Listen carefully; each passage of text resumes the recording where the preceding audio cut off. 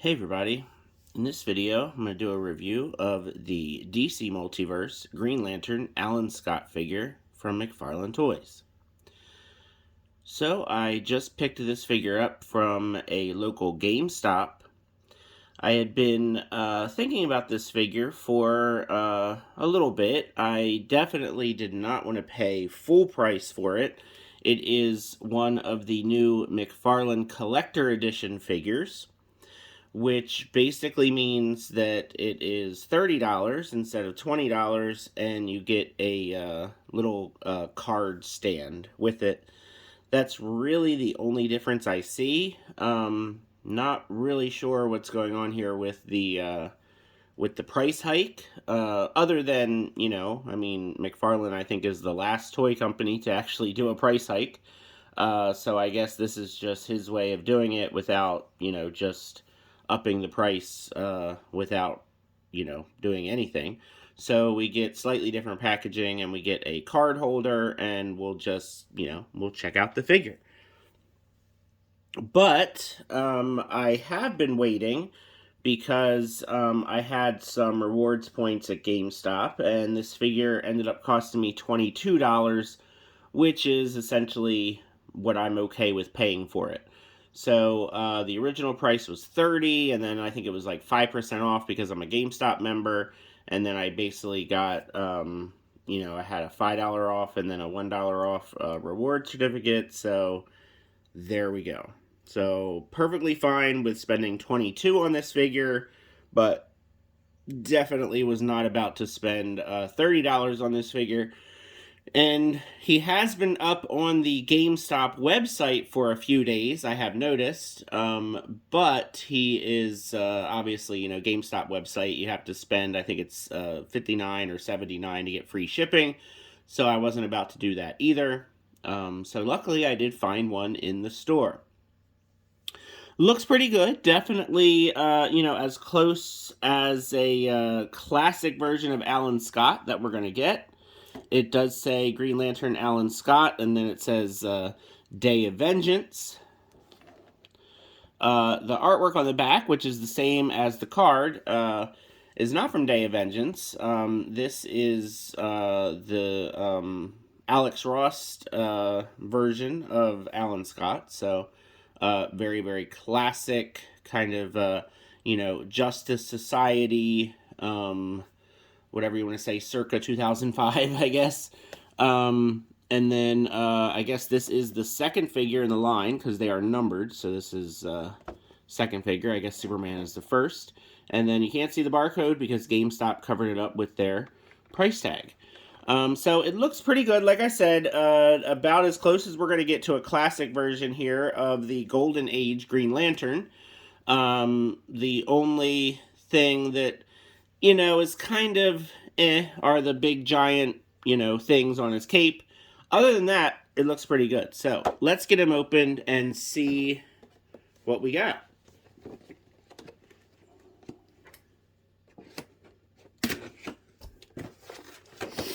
All right, so out of the packaging here,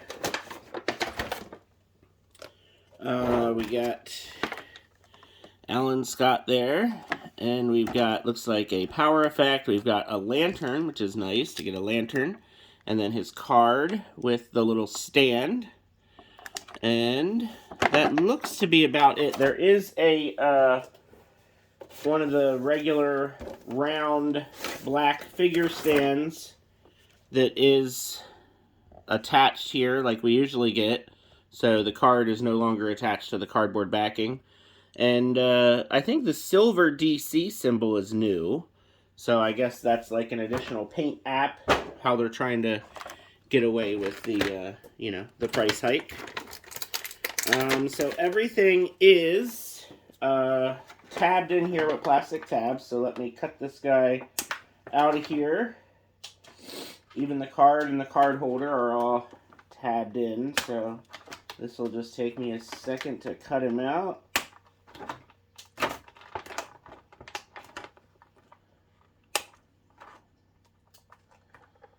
Alright, so it looks like he's got tabs at both his arms. and around the waist and both legs. So he is very secured in here. I will say the cape does feel like one of those very thick, heavy capes. So that could very well affect his ability to stand.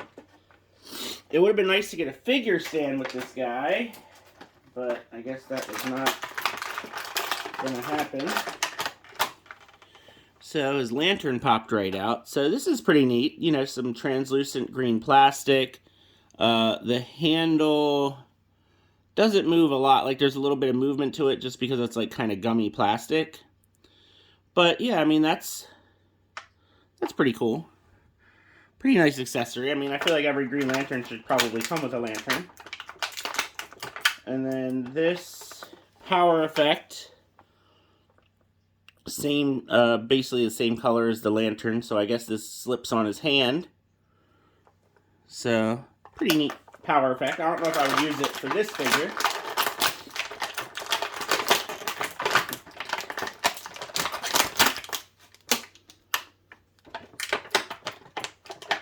Alright, so I was very curious about this thing. So it is just a card holder.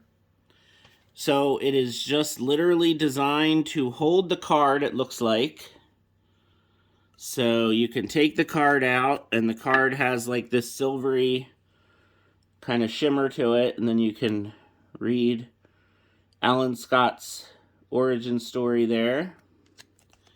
So, I mean, you know, it's nice, but we really don't need this. Like, I would have rather had a flight stand or, I don't know, like for $30, just giving us a little card stand? I don't know.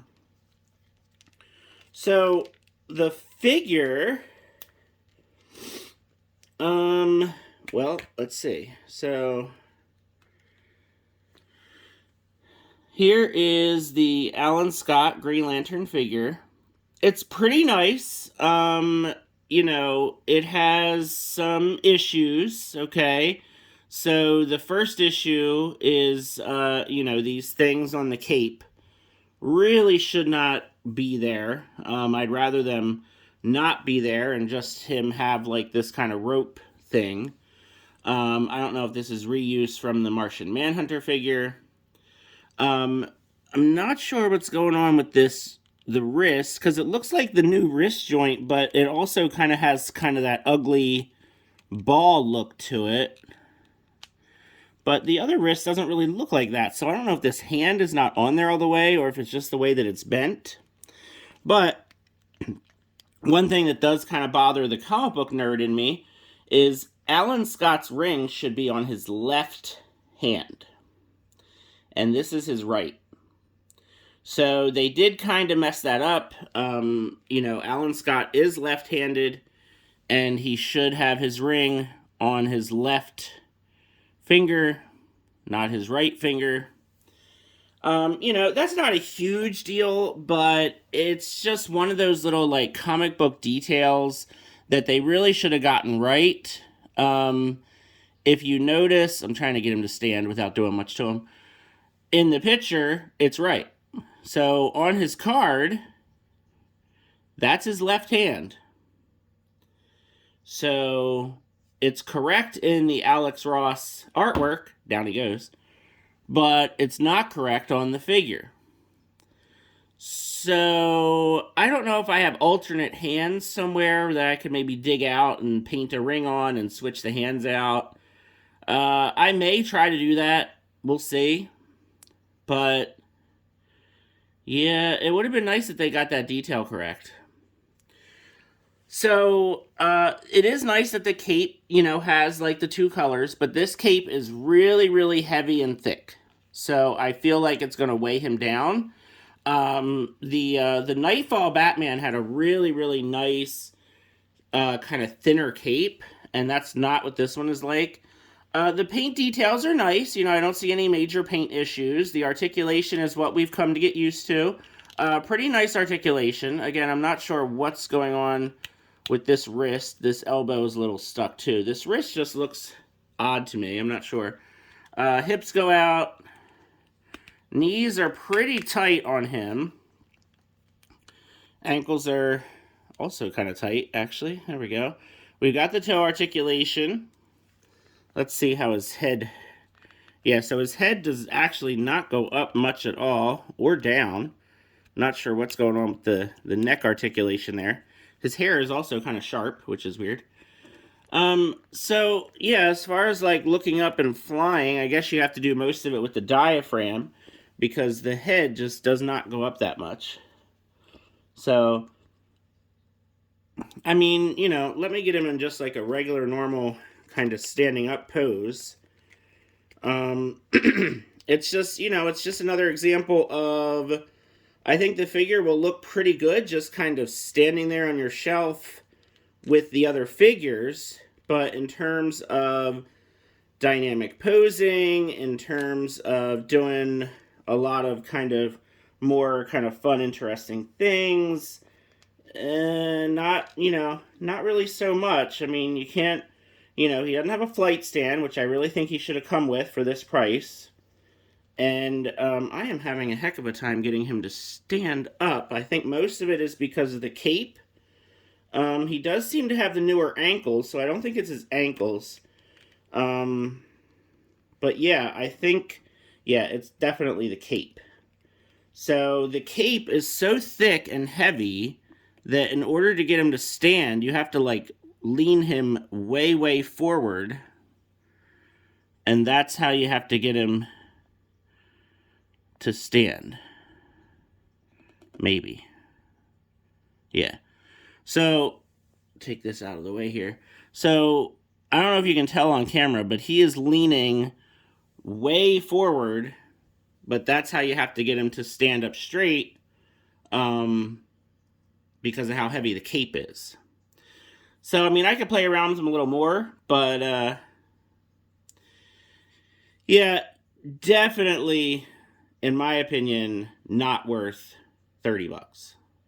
I mean, this figure would be fine at the original $20 or, you know, $22 price point, but definitely not worth 30 for what we're getting here. So as far as comparisons go, here is my favorite version of this character, which is the DC Universe Classics Alan Scott Green Lantern.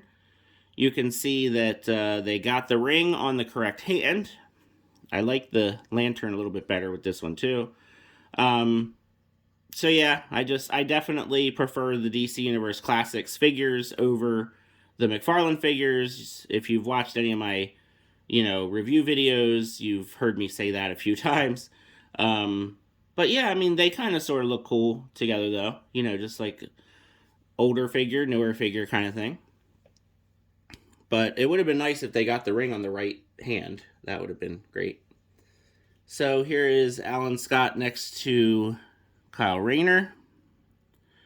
So, of course, they're both Green Lanterns, but very different versions of Green Lantern. And they have quite the history in the comic books, if you know your DC comic book history. So, yeah, they look pretty cool together.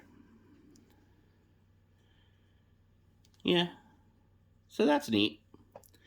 And then, of course, a very important comparison here is we want to see what Alan Scott looks like next to Jay Garrick. So here is my Jay Garrick Flash figure who wants to fall off of his stand.